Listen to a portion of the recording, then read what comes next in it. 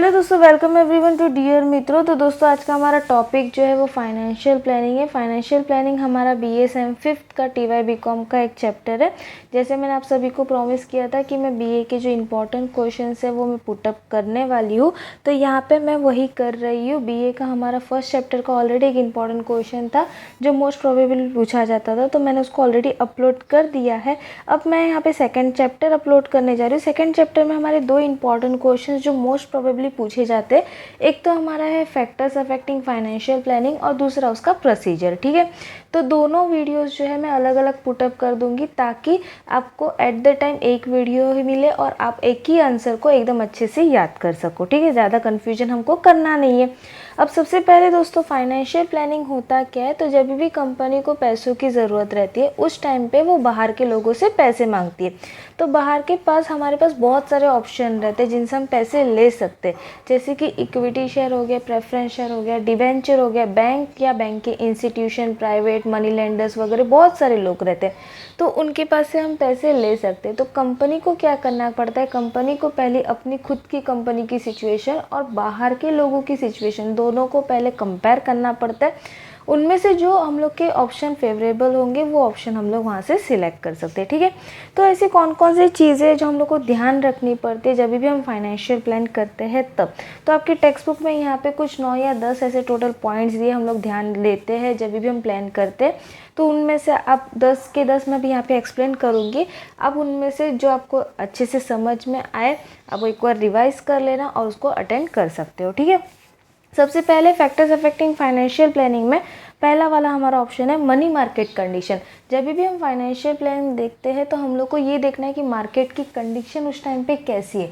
Market की condition का मतलब होता है कि पैसों की वैल्यू बहुत ज़्यादा हाई है कि बहुत ज़्यादा कम है, यानी बूम है कि डिप्रेशन है। अगर बूम पीरियड मार्केट में चल रहा है तो उस टाइम पे फेवरेबल रहता है इक्विटी शेयर को इशू करो। क्यों ऐसा?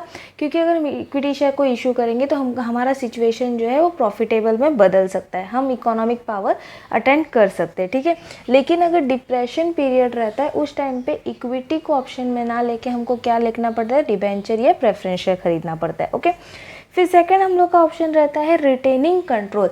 रिटेनिंग कंट्रोल का मतलब दोस्तों क्या होता है, रिटेनिंग कंट्रोल का मतलब होता है अगर मैनेजमेंट अपना कंट्रोल अपने पास ही रखना चाहता है, यानी वो किसी और को अपनी कंपनी का कंट्रोल नहीं देना चाहता, तो उस टाइम पे एडवाइजेबल रहता है कि वो डिबेंचर या प्रेफरेंस शेयर को खरीदे। ठीक है, ऐसा क्यों? क्योंकि अगर उसने इक्विटी शेयर को खरीद लिया तो इक्विटी कौन रहता है, हमारी कंपनी का ओनर रहता है ना, तो उसकी वजह से क्या हो जाएगा, उसके अधिकार जो है वो इक्विटी शेयर में बांट दिए जाएंगे। तो अगर मैनेजर को ऐसा नहीं करना तो उस टाइम पे एडवाइजेबल यही रहेगा कि इक्विटी को ना लेके किसको खरीदना है, डिबेंचर या प्रेफरेंस शेयर को। ठीक है, फिर थर्ड हमारा ऑप्शन रहता है nature of the assets of the company.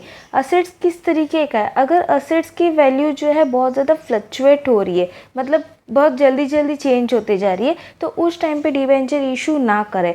और जबकि इसकी ऑपोजिट सिचुएशन रही, मतलब अगर असेट्स की वैल्यू फिक्स्ड है तो उस टाइम पे एडवाइजेबल रहेगा कि आप डिबेंचर इशू कर सकते हो। ठीक है, फोर्थ हम लोग का है कैपिटल रिक्वायरमेंट। कैपिटल रिक्वायरमेंट मतलब हम लोग को कितना पैसे की ज़रूरत है, हम कितने पैसे बाहर से मैनेज कर रहे हैं। अगर रिक्वायरमेंट छोटी है तो उस टाइम पे हम लोग कोई एक ही टाइप की इक्विटी खरीद सकते हैं, जैसे कि इक्विटी शेयर हो गया। ठीक है, लेकिन अगर रिक्वायरमेंट बहुत ज़्यादा बड़ी है तो हम लोग को डिफरेंट टाइप की सिक्योरिटीज़ खरीदनी पड़ती, डिबेंचर हो गया, प्रेफरेंस शेयर हो गया या इक्विटी शेयर भी हम उसके साथ खरीद सकते हैं। मल्टीपल्स हम लोग वहाँ पे रिक्वायरमेंट इक्वल कर सकते हैं। ठीक है, फिफ्थ हम लोग का है stability of earning. Stability of earning का मतलब होता है कि हमारे जो पैसे प्रॉफिट आ रहा है वो कैसा है, रेगुलर पेमेंट पे आ रहा है कि रुक रुक के आ रहा है। अगर पेमेंट रेगुलर मिल रहा है, मतलब हम लोग की इनकम रेगुलर अर्न हो रही है, हर महीने हम अच्छा खासा कमा रहे हैं, तो उस टाइम पे एडवाइजेबल रहेगा कि प्रेफरेंस शेयर या डिबेंचर को इशू करो।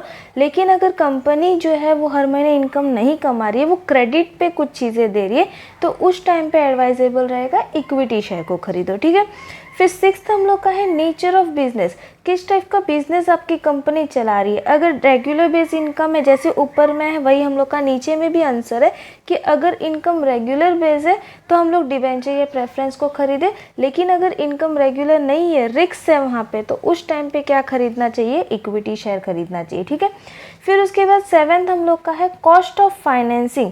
कॉस्ट ऑफ फाइनेंसिंग का मतलब हम फाइनेंस करने के लिए कितना पैसा खर्चना चाहते हैं। कॉस्ट ऑफ फाइनेंसिंग का मतलब दोस्तों होता है कि जब हम फाइनेंस लेते हैं, जैसे कि इक्विटी शेयर लिया, डिबेंचर लिया, तो उसके बीच का भी कुछ खर्चा रहता है, जैसे ब्रोकरेज देना होता है, अंडरराइटिंग कमीशन देना रहता है, तो वो खर्चा कंपनी कितना दे सकती है। अगर वो खर्चा देने के लिए कंपनी लायक है, मतलब वो पैसे पे कर सकती है, ज़्यादा पैसे पे कर सकती है, तो उस टाइम पे वो इक्विटी शेयर इश्यू कर सकती है, क्योंकि सबसे ज़्यादा खरीदने का पैसा जो है वो इक्विटी शेयर पे ही लगता है, मीट का खर्चा। ठीक है, और अगर उनके पास पैसे कम है तो उस टाइम पे उनको क्या इशू करना है, डिबेंचर या प्रेफरेंस शेयर है। ठीक है, फिर उसके बाद लीगल रेस्ट्रिक्शन। अब जब भी कंपनी ये सारी चीज़ें खरीदती है, मतलब इक्विटी हो गया, प्रेफरेंस हो गया या डिबेंचर हो गया, तो कंपनी खुद भी किसी रूल से बंधी हुई रहती है, तो उस रूल्स का भी उसको पालन करना पड़ता है। हर कंपनी का अपना अपना रूल रहता है कि उनको कितना % इक्विटी खरीदना है, कितना % डिबेंचर खरीदना है, कितना % अपना खुद का लगाना है, तो उस हिसाब से कंपनी अपना फाइनेंशियल प्लान करती है। ओके, 9th हम लोग का है एटीट्यूड ऑफ द इन्वेस्टर। अब इसमें फ़र्क क्या पड़ता है कि इन्वेस्टर का एटीट्यूड किस तरीके का है। एटीट्यूड इन द सेंस कि अगर इन्वेस्टर जो है ज़्यादा इनकम कमाने के चक्कर में है, उसको ऐसा लग रहा है कि वो अच्छा खासा इनकम अपने इन्वेस्टमेंट से कर सकता है, तो उस टाइम पे वो क्या इशू करेगा, इक्विटी शेयर। लेकिन अगर उसको ऐसा श्योरिटी नहीं है, वो उसमें रिस्क लगाने के लिए बिल्कुल भी तैयार नहीं है, उसको ऐसा है कि अगर मैंने प्रेफरेंस में पैसे लगा दिए तो मे बी मुझे रेगुलर डिविडेंड मिल सकता है, लॉस होगा तो भी मुझे डिविडेंड तो मिलेगा, यानी वो बिल्कुल रिस्क लेने के लिए तैयार नहीं है, तो उस टाइम पे क्या इशू हो सकता है, डिबेंचर या तो फिर प्रेफरेंस शेयर। ठीक है, फिर उसके बाद 10th हम लोग का है taxation policy of the government, यानी गवर्नमेंट कौन से टाइप की टैक्स पॉलिसी चला रही है। अगर गवर्नमेंट प्रॉफिट ज़्यादा टैक्सेशन ले रही है प्रॉफिट के ऊपर, तो उस टाइम पे क्या एडवाइजेबल रहेगा, डिबेंचर इशू करना। ऐसा क्यों, क्योंकि आप सभी को पता है कि प्रॉफिट में से डिबेंचर का इंटरेस्ट जो है वो क्या हो जाता है, माइनस हो जाता है, तो इसका मतलब है हम लोग को टैक्स कम पे करना पड़ेगा। इसके लिए उन लोग क्या इशू करते हैं, डिबेंचर इशू करते हैं। लेकिन अगर हम लोग का टैक्सेशन पॉलिसी का रेट कम होगा तो हम इक्विटी को इशू कर सकते हैं। ठीक है, लास्ट हम लोग का है general level of interest rate, यानी हम लोग को इंटरेस्ट रेट कितना मिल रहा है। अगर ऑर्डिनरी शेयर पे इंटरेस्ट रेट हाई है तो हमको एडवाइजेबल क्या रहेगा, इक्विटी शेयर्स को खरीदो। लेकिन अगर ऑर्डिनरी शेयर्स पे इंटरेस्ट रेट कम है तो हम लोग को एडवाइजेबल क्या रहेगा, डिबेंचर खरीदो। तो दोस्तों इस तरीके से हम लोग को सारे फाइनेंशियल प्लान जब भी करते हैं तो हम को ये सारे पॉइंट्स जो है वो एक बार देख लेने पड़ते।